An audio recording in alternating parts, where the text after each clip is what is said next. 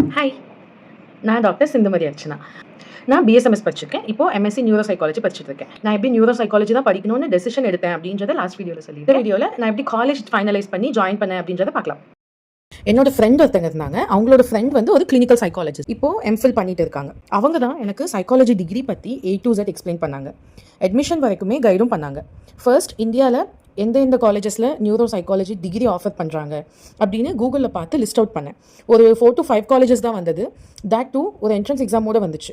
Already எனக்கு 25 வயசாகிடுச்சு. இப்போ நான் அகெயின் 1 year பிரேக் எடுத்து என்ட்ரன்ஸ் எக்ஸாம் ப்ரிப்பேர் பண்ணி கிராக் பண்ணி ஜாயின் பண்ணுறது எனக்கு கஷ்டம்னு தோணுச்சு. நான் அதனால் அந்த பார்த்து சூஸ் பண்ணலை. அந்த டைமில் எல்லா சோஷியல் மீடியாலையும் சர்ச் பண்ணி ஆந்திரா, தமிழ்நாடு, பெங்களூர் அண்ட் கேரளா இந்த 4 ஸ்டேட்லையுமே நிறைய காலேஜஸில் கிளினிக்கல் சைக்காலஜிக்கு அப்ளிகேஷன் போட்டேன். ரியாலிட்டி என்னதான் நம்ம பிஎஸ்எம்எஸ்ல மாடர்ன் மெடிசன் படிச்சிருந்தாலும் Ayurveda, homeo and yoga naturopathy டிகிரிக்கு மட்டும்தான் எலிஜிபிலிட்டி இருந்துச்சு. ஆயுஷில் இந்த டிகிரிஸ்க்கு மட்டும் தான் எலிஜிபிலிட்டி இருந்துச்சு. ஆனால் சித்தாக்கு எலிஜிபிலிட்டி இல்லைன்னு சொல்லி ரிஜெக்ட் பண்ணிட்டாங்க. நான் என்னோட மார்க் ஷீட் எல்லாம் சென்ட் பண்ணி பார்த்தேன். அப்பயும் எதுவுமே ஒர்க் அவுட் ஆகலை. மோஸ்ட் ஆஃப் த காலேஜஸில் என்னோட அப்ளிகேஷனை ரிஜெக்ட் பண்ணிட்டாங்க.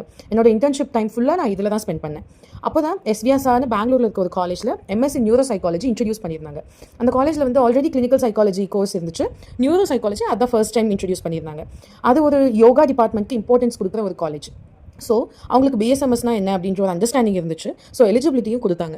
நானும் வீட்டில் கஷ்டப்பட்டு கன்வின்ஸ் பண்ணி கொஞ்சம் என்னோட இன்டர்ன்ஷிப் ஸ்டைஃபன் சேவிங்ஸ் வச்சு இனிஷியல் பேமெண்ட் மட்டும் பண்ணி ஜாயினும் பண்ணி இப்போ ஒரு 2 செமஸ்டர் கம்ப்ளீட் பண்ணிட்டேன். இதே போல் வேறு என்னென்ன மாஸ்டர்ஸ் டிகிரி நம்ம ஆயுஷ் டாக்டர்ஸ் பர்சியூ பண்ணலாம் அப்படின்னும் என்ன எலிஜிபிலிட்டி இருக்குன்னு நான் நெக்ஸ்ட் வீடியோவில் சொல்கிறேன். அது வரைக்கும் பை.